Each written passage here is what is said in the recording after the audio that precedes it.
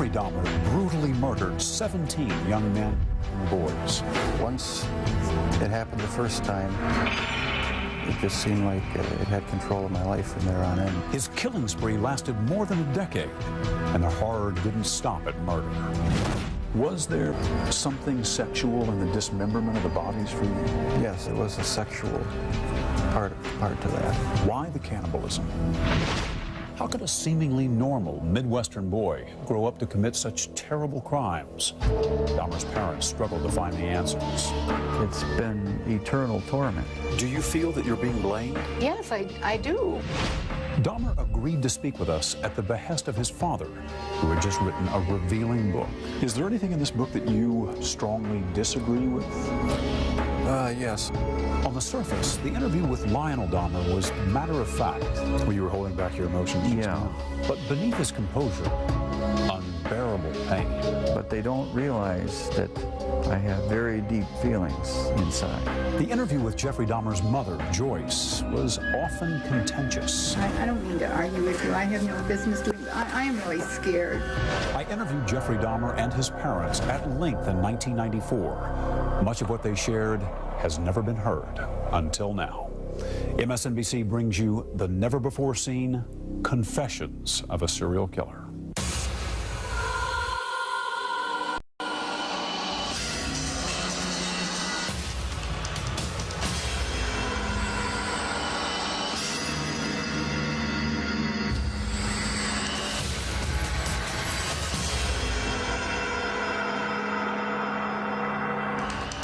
Thanks for joining us. I'm Stone Phillips. In February 1994, at the Columbia Correctional Institution in Portage, Wisconsin, I sat down with serial killer Jeffrey Dahmer for his first, and as it turned out, his last network television interview. His father, Lionel Dahmer, had just written a book about his son, and he joined us. Jeff, as his father called him, was polite and seemed unnervingly normal. Rarely had a serial killer spoken in such detail about his crimes or the possible root causes. But this father and son spoke about both, as did Dahmer's mother in a rare interview. As you'll see, even looking back more than a decade later, there are still no easy answers. Hi, Jeff. Shari, How are you? good to see you. Good to see you. Hi, Jeff. Stone Phillips. Hi, Mr. Phillips. How are you? Nice to see you. Just spending the last few days with your folks. Right. Talking about a lot of different things. Hey, you're lucky you came up on a day when there's no snow. It's snowing like crazy all weekend. Is that right? Yeah. How are things going here for you? Slow and steady. Nothing out of the ordinary, really. You've read the book? Yes. Yes, I read the book. My dad sent it to me about last week, and spent all night reading it. Was up all night reading it. It was quite a surprise to me, some parts of it. Very interesting. In what sense? Just some of the things that were revealed caught me off guard, and just some very big surprises in it for me. What was it that caught you off guard? Some of his insights into what he thought of me as I was growing up. All set? Everybody ready? Okay, let's all take a deep breath. Your dad comes here to visit about once a month, but I get the impression that the two of you don't talk a lot about everything that happened, about the crimes in particular. No, we don't discuss that because it's been gone over so thoroughly in the papers and the media that there's just really no point in going into any in-depth talks about it. We talk about our family, home, how things used to be, what prison life is like here now, and try to keep things as light and upbeat as possible. Is it hard for you to go back and talk about those things? No, not the good things. In fact, it gives me a sense of comfort to talk about the few good times there were in the past. You say the few good times. Do you think of your childhood as having been profoundly unhappy? No, not profoundly. My childhood wasn't filled with any great tragedies or anything. There were good times and there were bad times. I think it was fairly normal.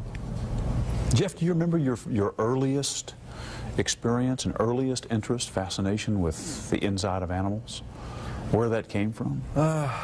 In 9th grade, in biology class, we had the usual dissection of fetal pigs. I took the remains of that home and kept the skeleton of it. And I just started branching out, dogs, cats. I suppose it could have turned into a normal hobby like taxidermy, but it didn't. It veered off into this. Why, I don't know. All I know is that I wanted to see what the insides of these animals looked like. Was there some pleasure in the cutting open of the animal? Yes, there was. No sexual pleasure, but just it's hard to describe. Sense of power, sense of control? I suppose that's a good way of putting it, yeah. Yeah.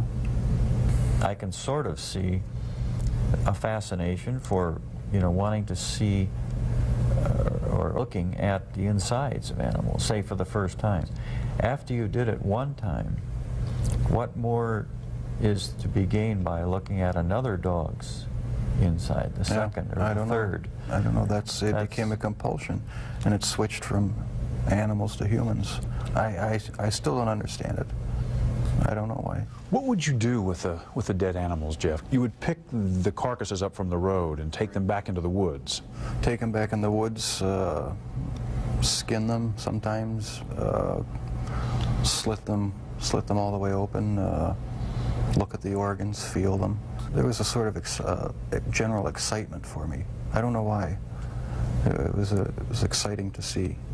One of your dad's biggest questions is when you began to slip away, when you crossed over into this world of obsession or dark fantasy from which you just couldn't return. Can you pinpoint that? Is there a sense for when that really began to happen with you, Jeff? I think it was around age 14 or 15. Started having obsessive thoughts of violence intermingled with sex. And it just got worse and worse. I didn't know how to tell anyone about it, so I didn't. I just kept it all inside. Do you have any sense for where that was coming from? No. No, I've talked with a few psychologists about it. They have their theories, but they don't have any concrete answers either. Do you have a theory? No, not really. I don't know where it came from. I probably will never know. But I never dreamed that it would become a reality. Coming up, more pointed questions for a serial killer. Why the cannibalism?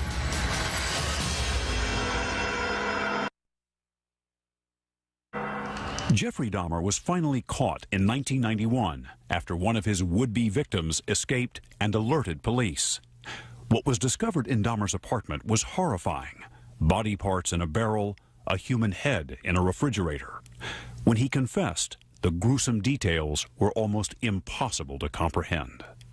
What was it, Jeff, that took you over the edge, do you think, and made you take this from the world of fantasy into reality? From 15 on, I had this reoccurring fantasy of meeting a hitchhiker on the road and of taking him hostage and doing what I wanted with him. About 3 years later, I was 18 years old, driving home. I saw this hitchhiker about a mile from my house. Thought to myself, should I stop and pick him up, or should I just keep on going? I wish I just kept on going, but I didn't. I turned around, picked him up, and that's when it the nightmare became a reality. It just seemed so bizarre to me that this obsession that I had been thinking about and wanting, just all the parts are there, and they make it possible to make it happen. What happened after you took him to the house? The house was empty. My mother was up in Chippewa Falls with her family, and my dad was living in a rented motel about 5 miles away due to the divorce. And I pretty much had the place to myself. I was drinking a lot during that time, and just, I don't know, looking for something to, some way to find some fulfillment, some pleasure. And I acted on my fantasies, and that's where everything went wrong. This was the summer of 1978 when you took your first victim. Right. Once it happened the first time, it just seemed like it had control of my life from there on in. The second occurrence was 1984, roughly.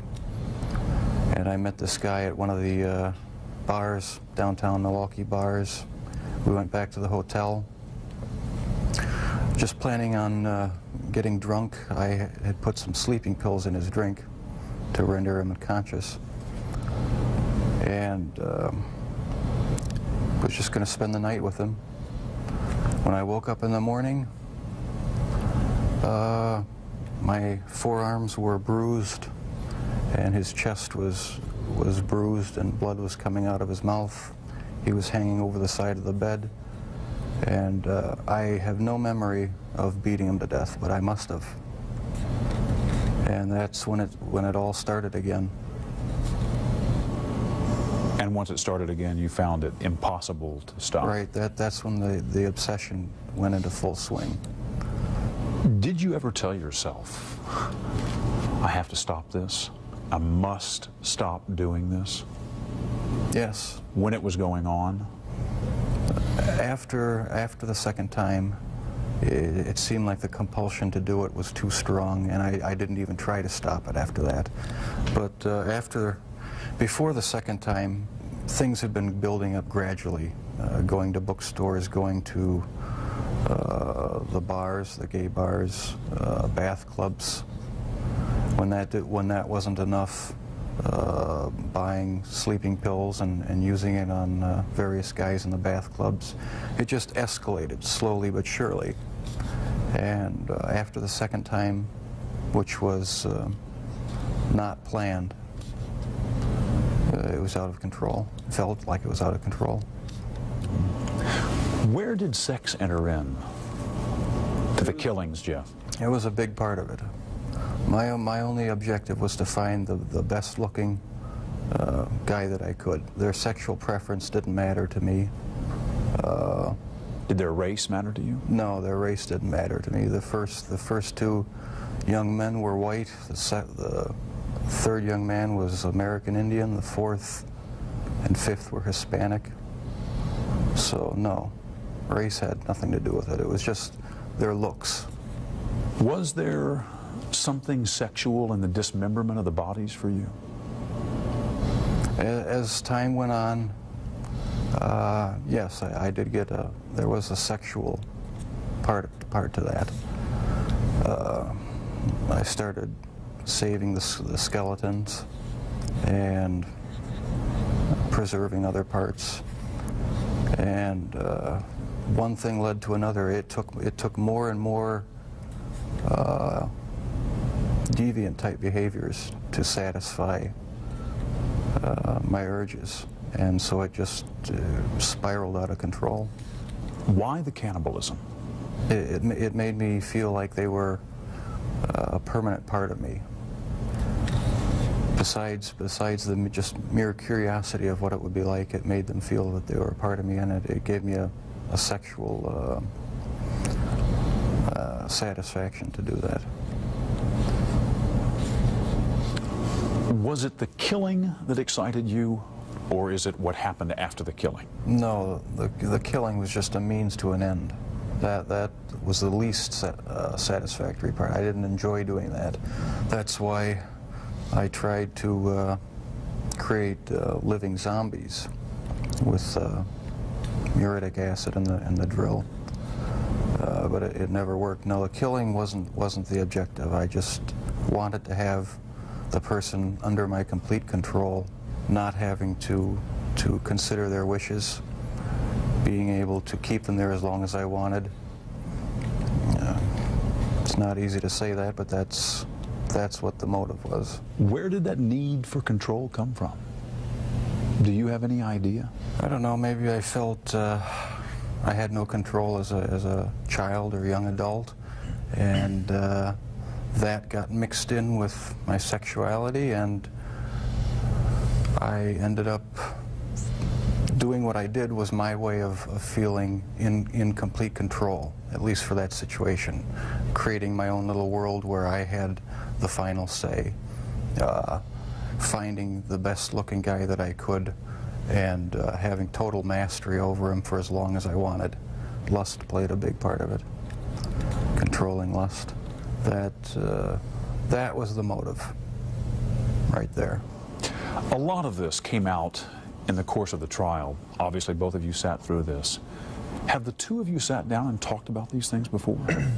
No, not in depth.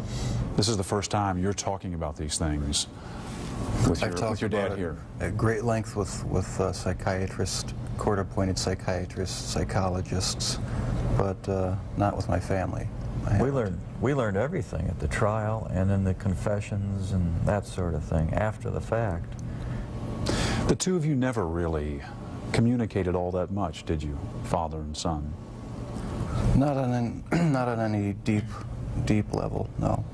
We talked about superficial things.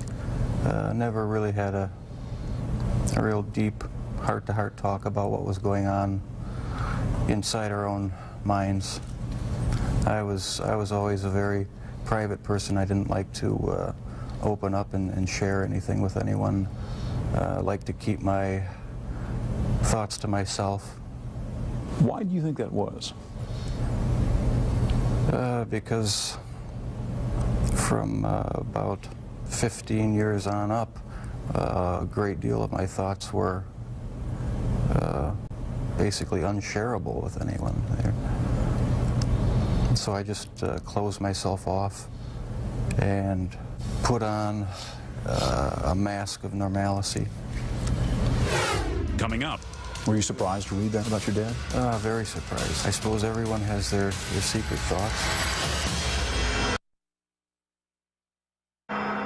When I interviewed Jeffrey Dahmer in 1994, his father Lionel had just written a book as part of his own painful journey to try and understand how his son became a serial killer. Despite regular visits to the prison, father and son had never spoken about many of the topics covered in the book until our interview. You've read the book. Right. He called it a father's story. Pretty simple title. Right. Not a simple story, though. No, not a simple story. Not one that was easy for me to read. But I'm glad he wrote it. Did it hurt? Was it painful to read? Yes, it was painful. Some parts of it were, for me, were even fun to read. There were good parts. It wasn't all negative. Was it emotional for you reading the book? Yes, it was. Tell me, what kind of feelings did you have reading it? Deep regret, sorrow. I guess those were the two main emotions. Is there anything in this book that you strongly disagree with? Yes, I disagree with the description of me as being so incredibly shy and introverted, because maybe that's the way my dad saw me, because there was so much tension in the home that I really didn't feel like being up and happy a lot of the times. But with my friends in school, I had a good time. We had good social life, and so I wasn't so extremely reclusive and self-centered as it portrays me. Does it surprise you to hear Jeff say that he doesn't think of himself and never did as innately shy? It did surprise me. Maybe my perception was accentuated to the extreme. But you do recall at age 6 that you became more aware of tensions in the home. Oh yeah, that's the time I really remember noticing that things weren't quite right. So it wasn't so much innate shyness as it was wanting to withdraw from tension and arguments and problems in the house. That's how I saw it, yeah. I sort of lived in my own little fantasy world when things got too heated in the household. And I carried that over for years, I guess. And was there violence in that fantasy world?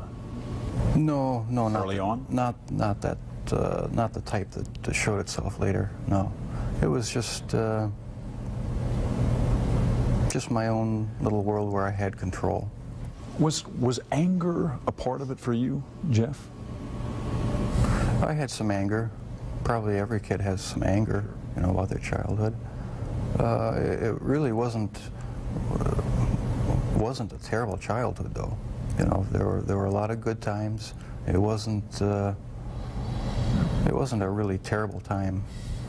So pat theories about you as a serial killer striking out to get back at your dad, for instance, don't ring true to you. No, that has no truth in it. The only motive that there ever was to completely control a person that I found physically attractive, and keep them with me as long as possible, even if it meant just keeping a part of them. Did you know before you read this book that your dad had his own obsessions and fantasies, that he had thought about, that he had dreamed of committing murder, that he had had an obsession with fire and with explosives? No, I don't think that's the type of thing one asks one's dad. Were you surprised to read that about your dad? Very surprised, yeah.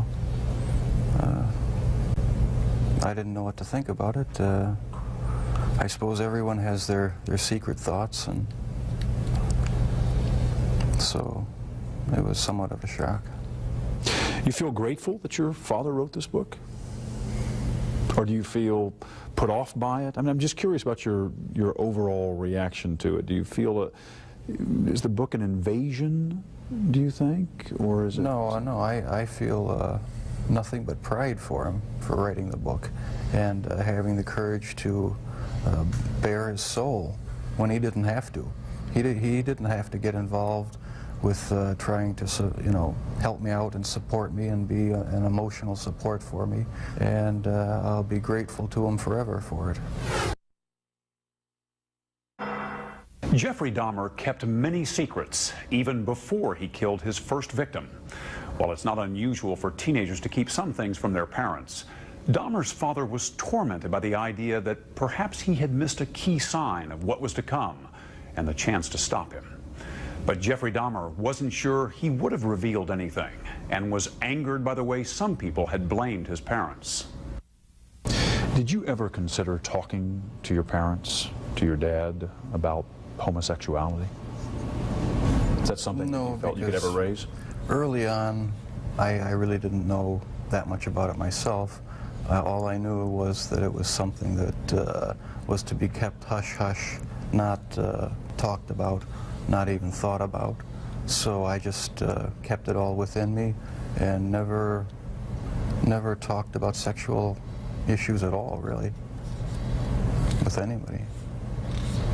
Do you think if you had been able to talk about that in a more open way with your dad, for instance, that it would have helped, might have broken this veil of secrecy and enabled you to keep yourself from going down that road?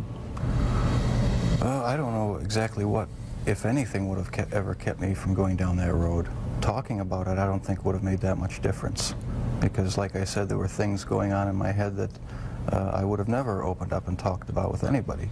Your dad says he never realized how deeply troubled you were because he just thought you were shy the way he had been, shy as a boy. Do you think the signs were there and he just missed them? No, I don't think so. Because I had thoughts, I had fantasies, but there was no outward show of anything that was wrong. You were pretty good at keeping it all inside. Right, I kept it inside, didn't share any of my thoughts or emotions with anybody. So how would I ever know? No, you never saw any of it, as far as I know. I did not really hear from anyone about any of these activities. And that's what really strikes me now, is if I would have known, what would I have done about it? I think I would have done a lot about it. I feel it's wrong for people who commit crimes to try to shift the blame onto somebody else, onto their parents or onto their upbringing or living circumstances. I think that's just a cop-out. And my parents, my relatives, had no knowledge of what I was doing. They're absolutely not responsible for any of it in any way. And I take full responsibility. But you understand that what you did would lead your father to ask himself all kinds of questions. That's true. Where did I go wrong? Was there something I could have said or done to have prevented this? Right. Did I, in some way, create or contribute to the terrible acts my son committed? I understand that.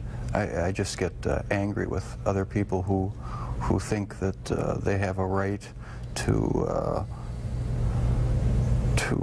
somehow try to blame my parents for what happened. That's not right at all. No one has the right to do that because they're totally innocent. They had no knowledge of it. And that angers me.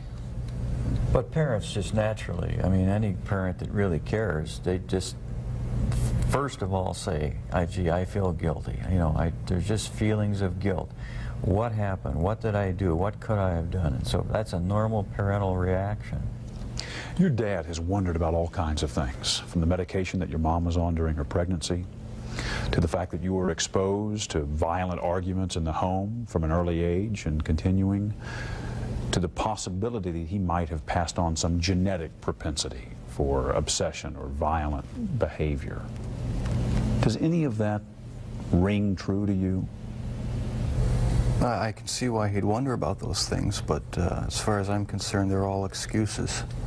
Because I didn't feel accountable to anybody. I didn't feel that I had to face what I had done ever. And so there comes a point where a person has to be accountable for what he's done. Can't go around making excuses, blaming other people or other things. So I alone am the one who's responsible for what's happened. Let me ask, when did you first feel that everyone is accountable for their actions? Well, thanks to you for sending that creation science material, because I always believe the lie that evolution is truth, the theory of evolution is truth, that we all just came from the slime, and when we died, you know, that was it. There was nothing. So the whole theory cheapens life, and started reading books about that show how evolution is just a complete lie. There's no basis in science to uphold it, and I've since come to believe that the Lord Jesus Christ is the true creator of the heavens and the earth. It just didn't just happen, and I have accepted him as my Lord and Savior. And I believe that I, as well as everyone else, will be accountable to him. Growing up, did you feel that you were accountable to your dad or to your mom as the authority figure in the house? Yes, I did.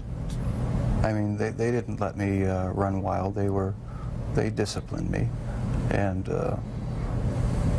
so I felt accountable to them. But afterwards, after I left the home, that's when I started wanting to sort of create my own little world where I could be the one who had the complete control, where I didn't have to bow to anyone else's demands, and I just took it way too far. Lionel? At that period of time, I had drifted away from a belief in a supreme being. And I never, as a result, passed along the feeling that we are all accountable in the end. He owns us. And that basic concept is very fundamental to all of us. You feel that the absence, at least for a while, of a strong religious faith and Yes, belief for some years. may have prevented you from instilling some of that in Jeff. That's right. Is that how you feel? Yes, I think I had a big part to do with it. I mean, if a person doesn't think that there is a God to be accountable to, then what's the point of trying to modify your behavior to keep it within acceptable ranges? That's how I thought anyway. And I've since come to believe that the Lord Jesus Christ is truly God, the Father, the Son, and the Holy Spirit. They're the only true God. Coming up, a mother's pain. It's almost like I don't have a right to mourn or grieve because there are all these families who will never speak to their children again. More never before seen. In 1994, Jeffrey Dahmer's mother lived 2,000 miles away from her son in a different state with a different last name. But Joyce Flint still felt deeply connected to her eldest child and was grieving for her own loss. We all think about victims' parents in a case like Jeffrey's, but we don't often think about the parents whose child committed crimes like this. What's it been like for you? Well, it's been horrendous.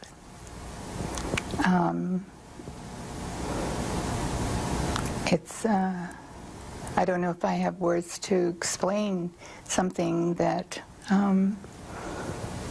was never seen or forecast or expected.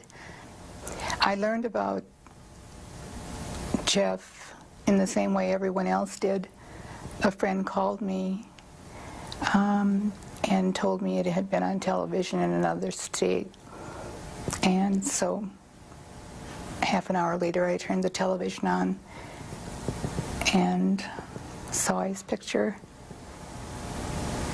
And at that point, what do? You can't believe what's happening. And you cry and you grab a friend, and that's what I did. What was most unusual about it was that I didn't know, I hadn't been in contact with Jeff, although I tried, and yet no one had ever let me know that Jeff had been in any kind of trouble at all during the years. When did the full impact of all of this hit you? I don't know if it has yet. I don't know if it ever will. I mean, I don't know if I'll ever be able to.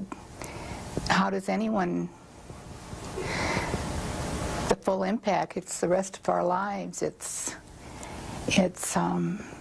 I have another son, a younger son, for the rest of his life. He will have to find a way to be strong and deal with this. Has this followed him? Yes, it has. But he's doing very well. He's finished an graduate degree and is working and very successful and visits his brother. It's a very difficult thing to say. One of the hardest things for me to say is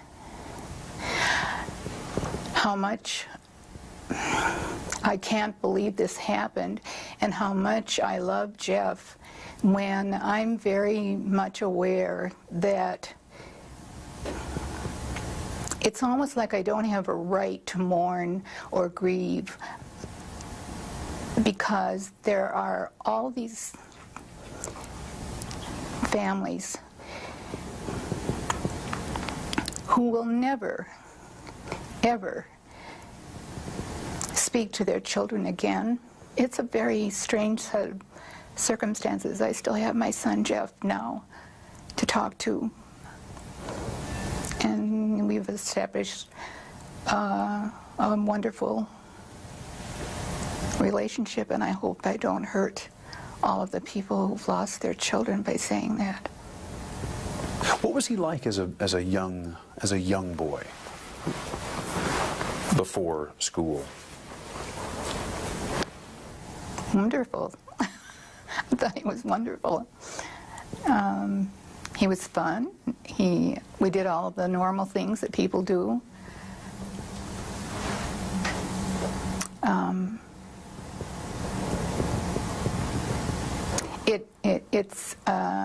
It's hard to be asked questions that go back 30-some years when you never expected that anything but good would happen in your family. Were there ever any early signs of trouble with Jeff? If there had, looking back on it today, were there? no. What would you look for? If I'd seen something that had been a clue of any kind, I'd like to think that I would have done something about it immediately. No, there wasn't anything unusual about Jeff. He was a normal young boy. Jeff's first grade teacher referred to him as inordinately shy and profoundly unhappy. He didn't seem inordinately shy to me. He seemed, he didn't like school. He had a very difficult year that year, first grade, moving from where he'd lived. I was pregnant with his baby brother, so... Did he seem profoundly unhappy? No. Well, no. When you say profoundly unhappy, there wasn't any clue that there was anything other than this was a little, rather shy child who had to go to school and mingle and be sociable, and that wasn't his thing. Coming up, more with Jeffrey Dahmer's mother. Telling you the truth the very best I can, there wasn't anything unusual. But first, his father looks deep within to see if he is somehow responsible for his son's crimes. The question is, why does a father murder in his dreams and a son murder in real life? Real life.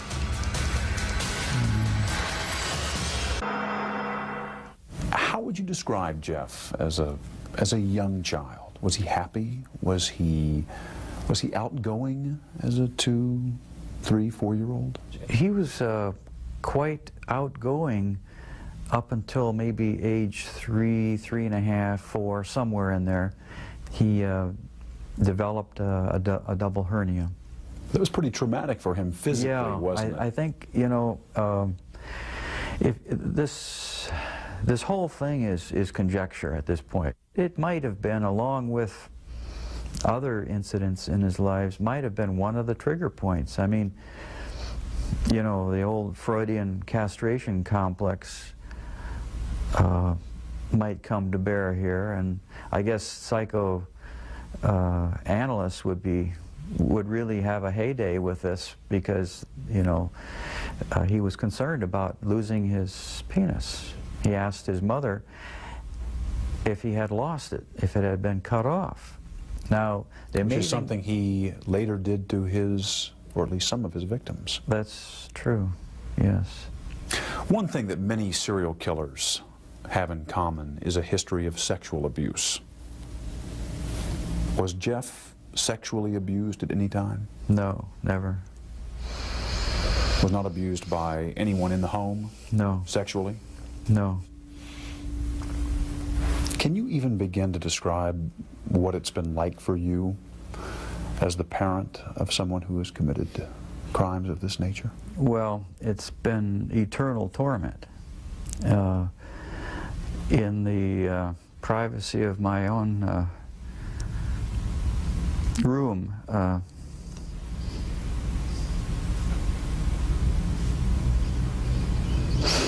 See, people generally look at me as sort of not emotional, and I come off as maybe a little bit remote because of that. Well, you were holding back your emotions just now. But they don't realize that I have very deep feelings inside. An armchair psychologist would argue that the fact that you are so unemotional about all of this only signifies the fact that inside there may be very powerful emotions. Right. That the person who keeps things so tightly under control is the person who is really afraid of losing control of some very powerful feelings inside. True in your case? That's probably true, yeah. I would say that's a fair statement. Today, when you think about the obsessions that were consuming Jeff as a teenager, they aren't altogether unfamiliar. I think inferiority goes, you know, lack of control or feeling of no control over your environment or kids around you. I think inferiority sort of goes along with shyness. Jeff was shy, I was shy. Then comes the thought of control. You just don't have the control of your environment. And my early infatuation or obsession was with fire. Just about burned down my neighbor's garage one time, just starting a little fire. When you were a teenager, you had dreams of committing murder yourself. Yeah, let me clarify that. Please. I was shy and, you know, felt lack of control and so forth, and I was bullied. Okay, there were a lot of bullies in our neighborhood. And almost always after I was either physically or in some other way harassed by bullies, I would wake up, say, the next morning or the morning after that, shortly after that, and I would for just a say about 30 seconds or so have this feeling that I had hurt someone, that I had maybe hurt them badly, that I had killed them. But it was a vague sort of a feeling, and it happened just every so often, and after attacks by neighborhood kids. The question is, why does a father murder in his dreams and a son murder in real life? Real life. Yeah. In mentioning these things and writing about them in your book, you seem to believe that you may have passed on some kind of genetic propensity for obsession or destructive behavior. That might be one factor in this puzzle of why your son did what he did. It's something to be considered, you know, in the broad spectrum of possibilities. The problem with just calling it genetic predisposition or genetic predestinarianism is that it's not really scientific. It's not true with respect to personality. But it's being investigated. What led him to cross the line, to go over the edge? I don't know, but I guess I would just conjecture that whatever it was, it probably goes back further to whatever got hooked into his sexuality. I do believe strongly that was, I mean, those hormones are the most powerful thing on earth almost, and I do believe that theory. A sexual drive. It was the sexual drive that led him to murder and dismember. That's my personal belief, and however it got bizarrely hooked into entrails is beyond me, but I believe that if it could be unearthed as to how that happened or what that derivation was, then we'd have the answer. Coming up, the Dahmers' volatile marriage and its effects examined. It was unnerving, depressing, made me angry sometimes.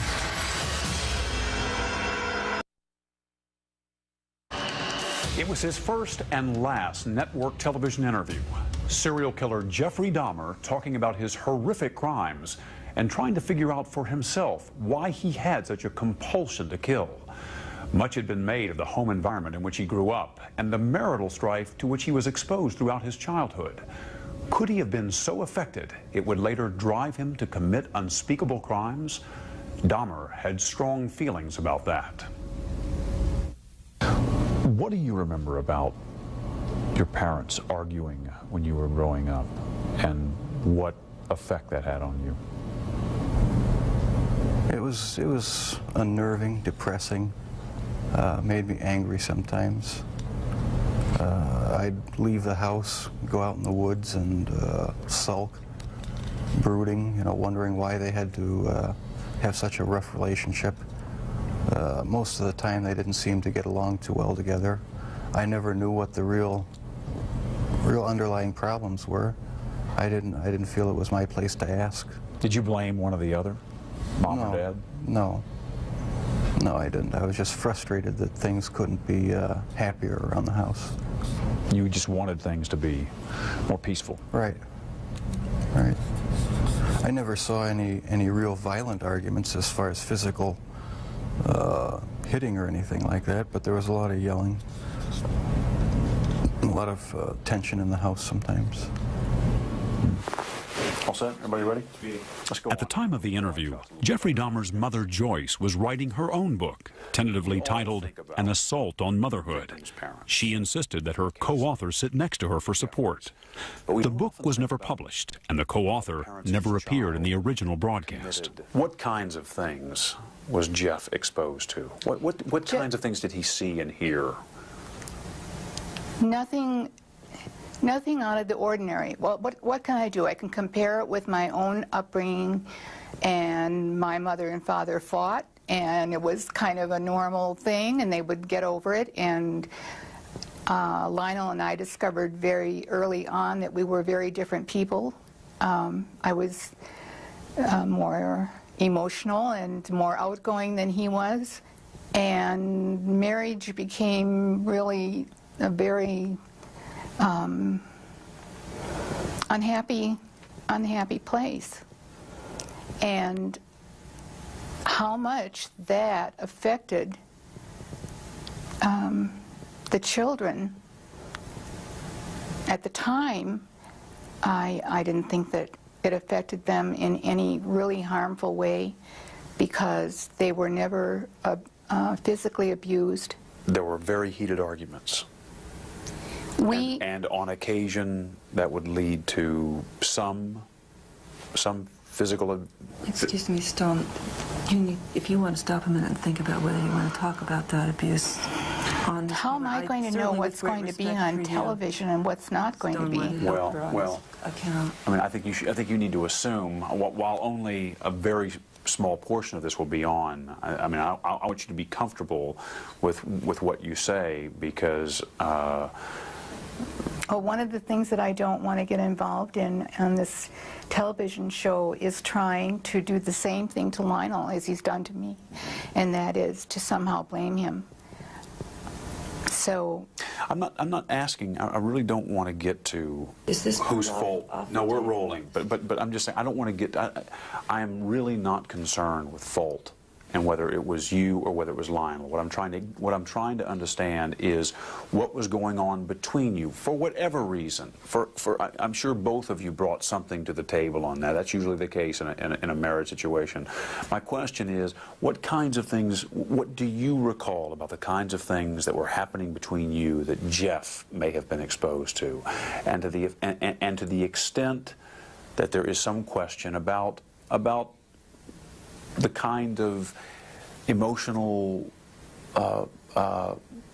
turmoil that might have caused him? Stone, I have to tell you, I've thought of that over and over again, and there's nothing about the kind of arguments, the kinds of fights we might have had, the disagreements over how to bring up children, there was nothing unusual about that. And Jeff is not the result of what is going on in every home in America. He's not the result of that. So you're saying it wasn't a perfect marriage, you're saying, but it was nothing so extraordinary that it could explain No. why he went on to do what he did. Absolutely not. Telling you the truth the very best I can, there wasn't anything unusual.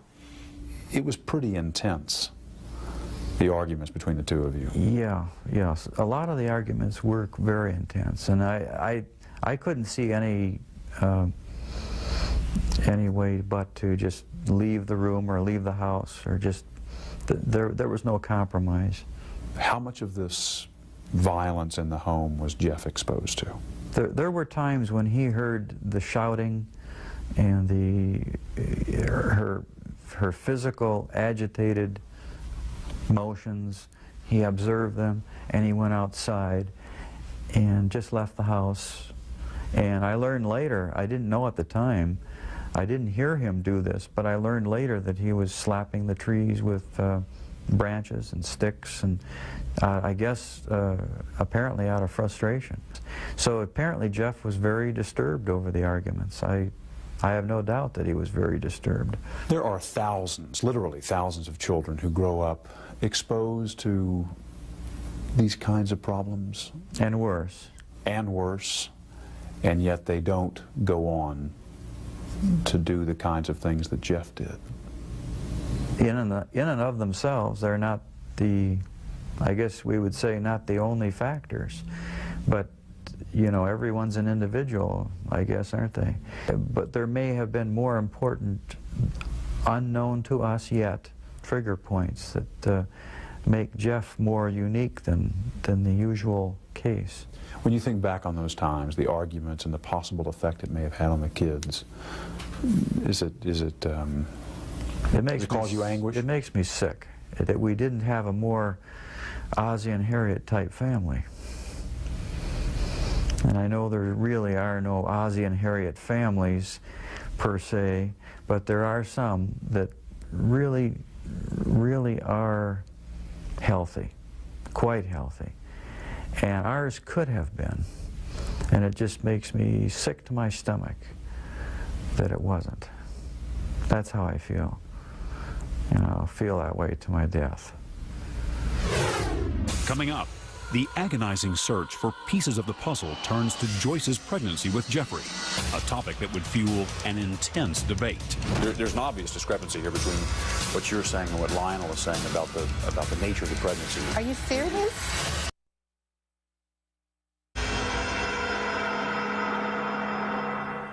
By all outward appearances, Jeffrey Dahmer seemed like a normal boy growing up. So how did he become a serial killer?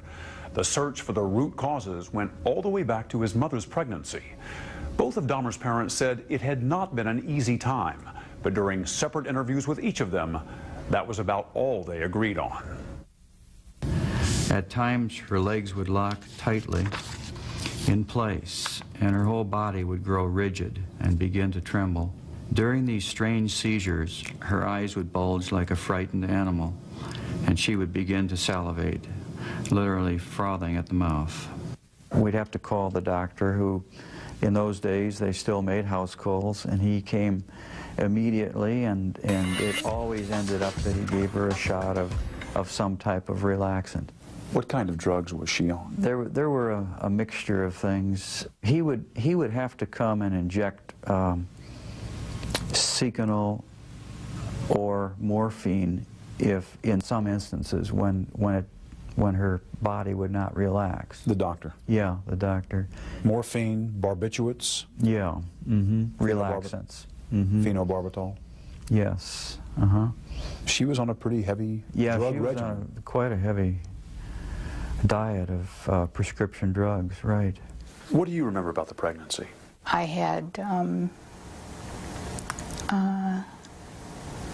what I thought were probably the ordinary kinds of things that happen when you're pregnant, and Morning sickness. morning sickness. A lot of nausea. Yes. Lionel describes a strange, undiagnosed problem. He describes it as some kind of a seizure that you developed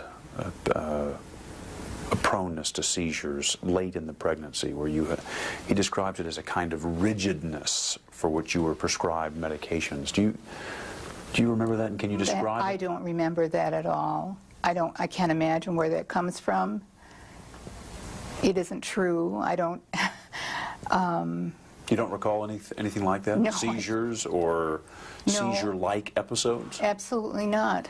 Were you prescribed medications, including morphine, barbiturates? Oh, I don't know what medications were prescribed, and I'm surprised that anyone says that there is something that lists every single medication I took 33 years ago. I had a doctor, a physician. I took the medicine that was prescribed for me, and for the most part, I was healthy. You weren't on morphine? I don't think you give pregnant women morphine. I'd have to ask my doctor, but they don't give pregnant women morphine. Barbiturates of any kind in order to calm you down in these seizure states, as Lionel described them? There were no seizure states. Where's it I don't know where that's coming from. Well, Stone, I don't know. And it's one of the reasons why I'm finally speaking out, because there were no seizures. There was nothing that was out of the ordinary as far as my pregnancy was concerned, except that I needed to be in bed. There's an obvious discrepancy here between what you're saying and what Lionel is saying about the nature of the pregnancy. It was difficult, you both agree, but he describes you in these states where you were, as he says, literally frothing at the mouth. Are you serious?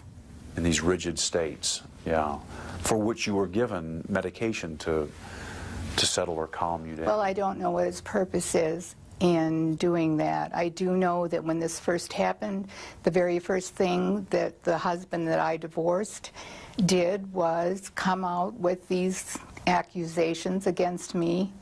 They're not true. Well, I don't know how I can prove it to you that they're not true. Is it possible you just don't remember them, Joyce? No, it's not possible. I don't remember them. It was my first pregnancy. I remember everything about my first pregnancy. There's an important point you want to talk about that you really want to make, and is the reason why you've come on. So let's talk about that. Thank you. I appreciate that very much, Stone, because I'm really feeling like the questions that I've been asked so far are exactly the reason why I wanted to come on, exactly the reason why I want to write a book tentatively titled An Assault on Motherhood, and that's exactly how I feel, like I'm being assaulted by statements that can't be substantiated, that people have said are not so, but here I am one more time having to defend myself. I want to get across that we as women just can't take this kind of thing anymore. If something bad happens to our son or our child,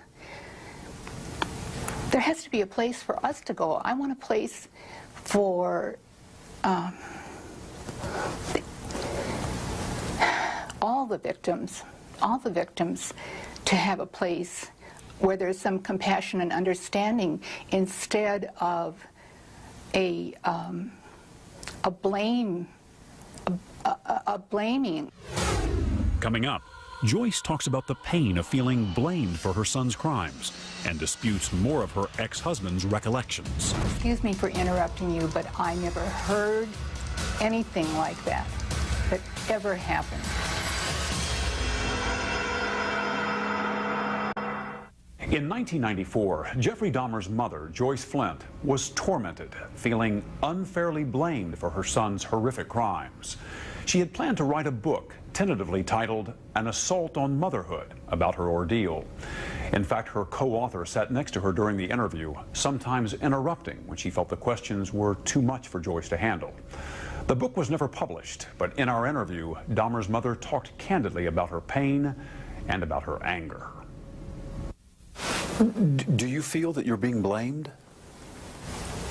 Yes, I do. Do you feel that Lionel's blaming you? That certainly does seem to be what happened when he first came out on television.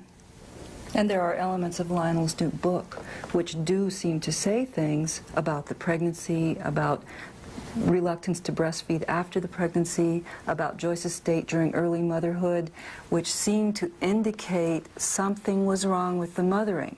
Now, this isn't the theme of the book, but it corresponds to the theme of so many questions from the media that have come along all along the way. And I'm not saying you're asking these now. But at the same time, Lionel asks a lot of questions about himself, about what kind of father he was, about his own thoughts and maybe his own mistakes. I mean, one of the first places he looks is right in the mirror. But if he wants to speak about himself, it's fine if he wants to make false or accurate accusations about his own behavior. But to state things about Joyce, which may or may not be true, and in some cases apparently are not true, in his book, is a certain type of blaming somebody who has not yet had the opportunity to speak up. You've read his book? Yes. Joyce, you have not read it? No, I haven't. Joyce has not read it yet. Joyce has been not well, and reading that book, which just came out, hasn't been something she was ready for. The excerpts that I have seen in the newspaper are so astounding to me. He told everyone that I was crazy, that I had abused my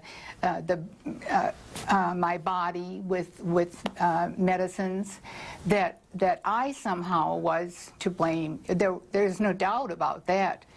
Now he turns around and, for whatever his reasons are, I don't know what he's trying to accomplish with talking about something he should have shared with me before he ever married me. If he's got some thought that that had anything to do with Jeff.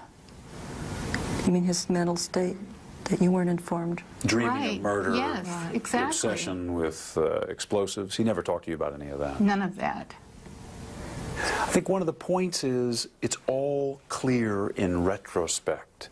I mean, for instance, one of the anecdotes that he tells in the book, Joyce, is when Jeff was 4 years old and he had Lionel had crawled underneath a house to remove some dead animals. And he put some of the bones from the dead animals into a bucket.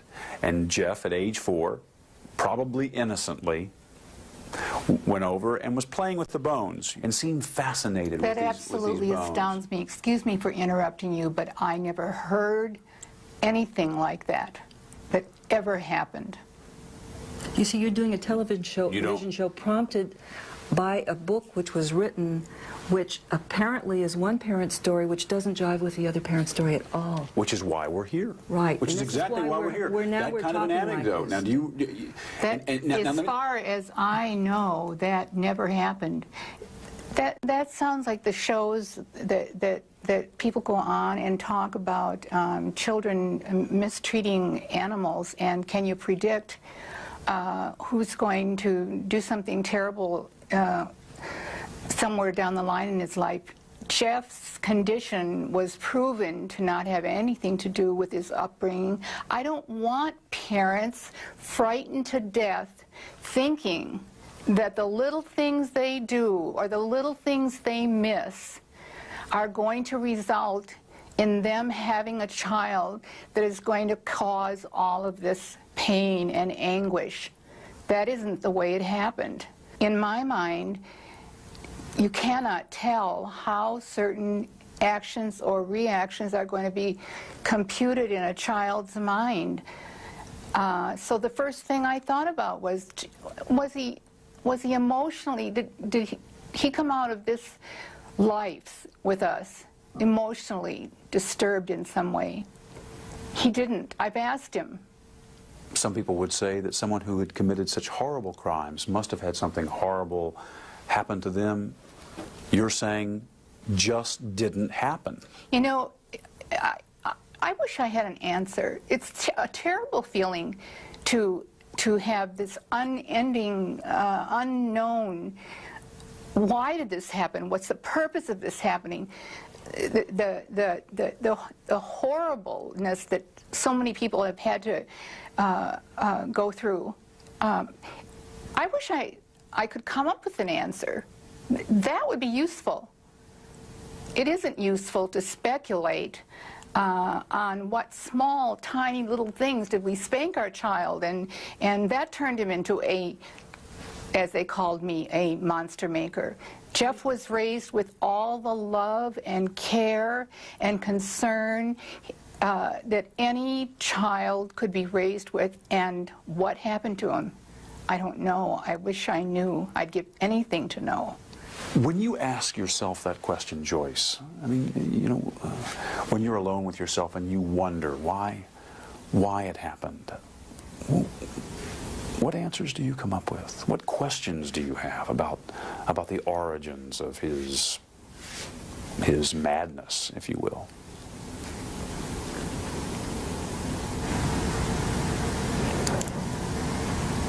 I can't explain it. I can only cry about it. I asked the universe, why would this be allowed to happen? I don't have an answer for that. I'd like one. Coming up, could Jeffrey Dahmer have been caught years before his arrest? I didn't know what would happen. I thought, you know, it's all going to come crashing down now. There were times during the years Jeffrey Dahmer was killing young men and boys when he came close to being caught, stopped from taking more lives.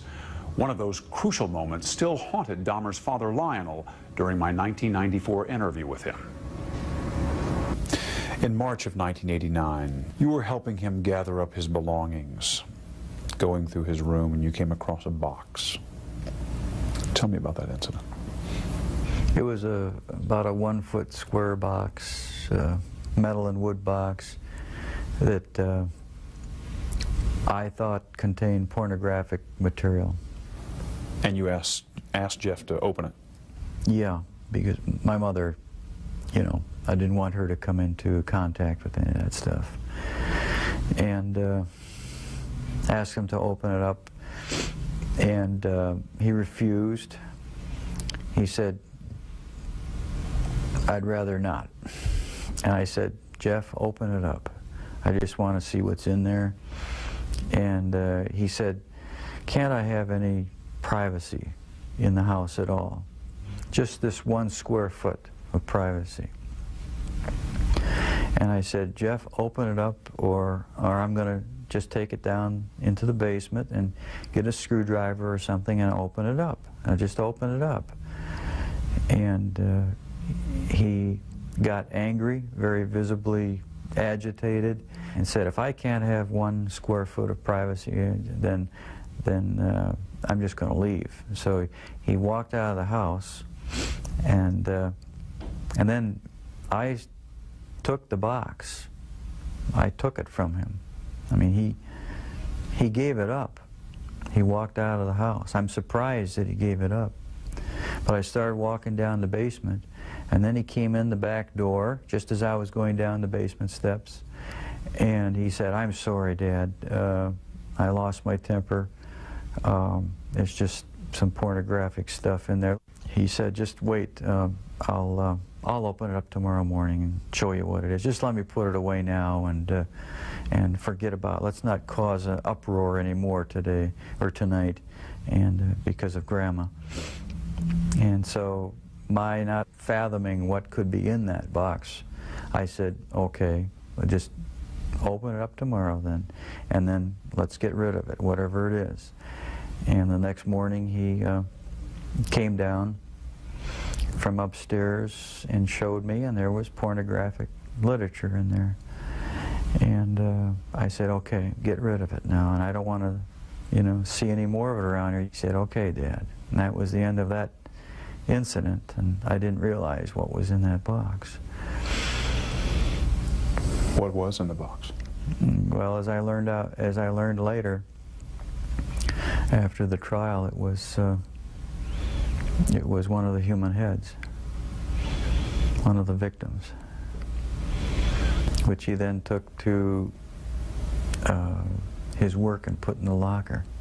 I told Jeff I can't imagine what I would do if I would have opened that box and found that, because I probably would have reacted in my typical fashion of just shock and numbness. I probably would have thought that, you know, maybe it's an artificial, some type of, I don't know, an occult thing, or just some decorative thing, that something, but not human. I can imagine I would finally realize, or suspicion, what that is. And then I don't know what would happen. I think I probably would have lost it. I don't know what I would have done.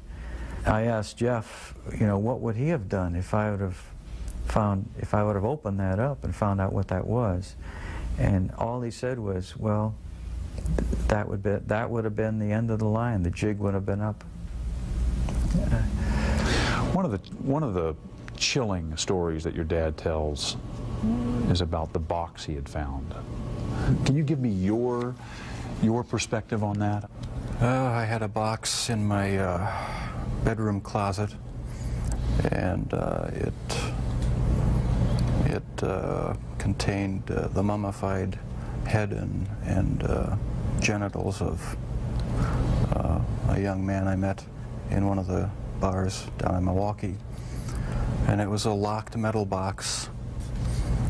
My dad one week came to visit and happened to see it, and we got into a bit of an argument because I wouldn't open it up. He took the locked box down to the basement and was about to smash it open. What were you thinking as he was making his way downstairs to open the box? Well, I was outside, and I was thinking, I've got to stop this from happening. I didn't know what I'd do or say. I didn't know what would happen. I thought, you know, it's all going to come crashing down now.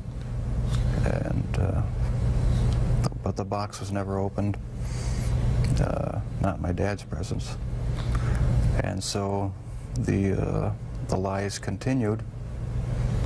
The whole scenario just continued for years after that. Were there times when your dad may have been closer to discovering what was going on than even he knew? Times where you got worried that maybe he would find something out? The box incident was about as close as it came, yeah. That was just one incident. There were others, but that was a particularly nerve-wracking one. Are there others you can share? Other close calls? When acidified, dissolved human remains were found, they didn't look like human remains anymore, but they were in the trash bin outside in the garage. That was one incident. And a few others I'd rather not go into right now. Were you relieved to be arrested? Part of me was, and part of me wasn't. Explain. I don't know. It's like I don't believe I have a split personality, but you know the feeling where you're sort of glad about something, but on the other hand you're not. That's how it was. It was a relief not to have to keep such a gigantic secret that I had kept for so many years. And once I saw that I had no choice but to face it, I decided to face it head on and make a full confession. So I am glad that the secrets are gone. Coming up, a father's anguish as he confronts the gruesome reality of his son's crimes. What was it like the first time you saw Jeff after he was arrested for murder? How good was Jeff at manipulating you? Excellent. He's very good. Good liar? He fooled everyone. He fooled me. Yeah, very good. He fooled his probation officer, his attorney, the police, you know, who came. I mean, he had bodies in his next room when the police were standing in in his outer room. There were so many people that he fooled. And he could lie and be cool as a cucumber. Yeah, he just looked very innocuous. He just looked like an average person who couldn't possibly do the things that he did. What was it like the first time you saw Jeff after he was arrested for murder? Oh, that was really tough.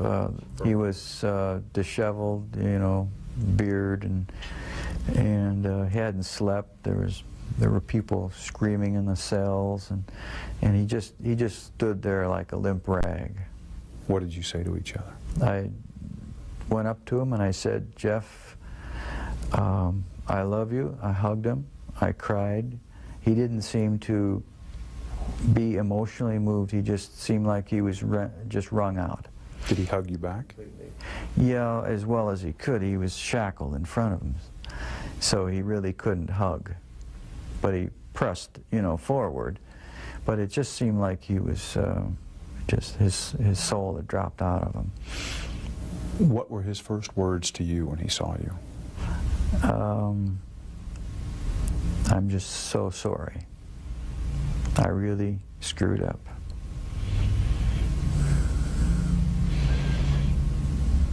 It was pretty much unemotional, emotionless response. He just said those words, and he looked extremely depressed and sad. Do you remember the feelings that went through you at that point? Yeah, I felt really those same feelings: depression, you know, extremely well, shame and just what a waste. The other feelings were that I wanted to still help him in some way, and I kept telling him, reassuring that his attorney said that he would get help. And I told Jeff that you really do need help, Jeff, mental help, and we're going to try to get you into this place to get the proper help. How did you feel when you first heard about the crimes, about the nature of the crimes he'd committed? I think it was sort of a feeling as if I were just floating above myself and observing some other person. As if I were anesthetized with something that just prevented me from feeling anything deeply. It was just a total stun, a total shock. You went numb? Complete numbness. And in the moment when the pain has come through, what is it that you felt? I felt all these different emotions come over me. How am I going to face victims, families, if I go to the trial? How can I arrange something? My feelings were for Jeff too. I sort of put myself in his place. He's totally lost. I could almost feel the total disorientation and loss, feeling like maybe he would want to commit suicide. I felt very depressed and shamed. Just very, very depressed, just to the bottom of the pit. Have you ever stopped loving your son? No. No. I think that part of my continuing to want to love and support him is because I can remember him as a youth when he was innocent. What do you see when you look at Jeff's face? I guess the parent, naive parent in me still says I see an innocent, shy child, a defenseless, vulnerable child who I wish I could help now. I know there are some people who say he shouldn't have any peace. You know, victims' families don't have any peace. But I want to see what I can do to help Jeff have some peace in his mind, because there's still things there. Does he deserve that? And well, yeah, I think he does. Was there a time when you hated Jeff for what he did? Yeah, I think probably there was a mixture of feelings of anger and hate and disappointment and also feeling extremely sorry for what he did. You know, felt very sorry for victims and their families, and also for Jeff, the terrible waste. Have you had a chance to sit down with Jeff and ask him why? Why did you do this? What was it? I asked him once, and he doesn't know. I asked him, and he does not know. And it seems like a stunted, short answer. That, you know, it seems like there should be more of an answer than that, but he says he really doesn't know. Coming up. I tell you, Dad, I'm really sorry that this has happened, and I love you a lot. I love you too. I'm sorry. Don't be sorry. Your father told me that one of the reasons he wrote this book was in order to put down on paper what he has been unable to say to you in words, kind of reaching out to you. What do you want to say to him, having read this? I tell you, Dad, I'm really sorry that this has happened, and I love you a lot. I love you too. I'm sorry. Don't be sorry. We haven't always shown it a lot, but I do love him a great deal. I love you. And without the support of my folks, I don't think I would have come through this. We've opened up with each other a lot more now since the trial and everything. There's no secrets to be hidden away. You know, I don't feel that I have to keep any secrets from him. We've come to face what's real now, instead of just glossing things over and talking about superficial things. So there's a lot more communication between us. This book may serve as a further bridge between Jeff and myself. And just for that purpose, I regard it as valuable for me. You feel closer to your dad, having read this? I feel closer in that I understand more how he was thinking, what his thoughts were, what some of his motivations were. I'm glad he wrote it. Anything not in the book you want to say to him?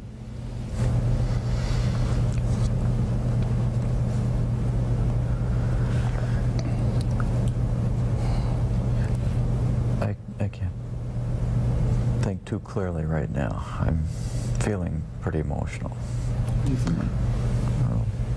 I think that a lot of things have been brought out in this interview that has brought us to a little bit deeper, just a little bit closer understanding as to how this all originated. And, well, whenever I get emotional, my analytical side gets clouded, and I can't express myself quite as well as I would like. Can you talk about the feelings you have? You feeling close to Jeff? I feel very close to Jeff, and it's going to continue until our death. And I feel good about it. Do you think you'll ever have the answers you've been looking for about why, what happened, and what role, if any, you played? Maybe not. My primary question is the origins of it. And if something can be learned about that, it may help other people avert problems. Is it still there, Jeff? Does it ever go away? In part, no, it never completely goes away. I'll probably have to live with it for the rest of my life. I wish it would go away. I wish there was some way to completely get rid of the compulsive thoughts, the feelings. It's not nearly so bad now that there's no avenues to actually act on it. But no, it never seems to go completely away. So the thoughts still come to you? Sometimes, yeah. Are you different, Jeff, in terms of how you think back on all of this? I would hope I'm different. I'm glad that I'm in a position now where I don't feel the compulsion to do these things. I'm glad that it's over. Any words I say to the victims' families are just going to seem trite and empty. I don't know how to express the regret, the sorrow,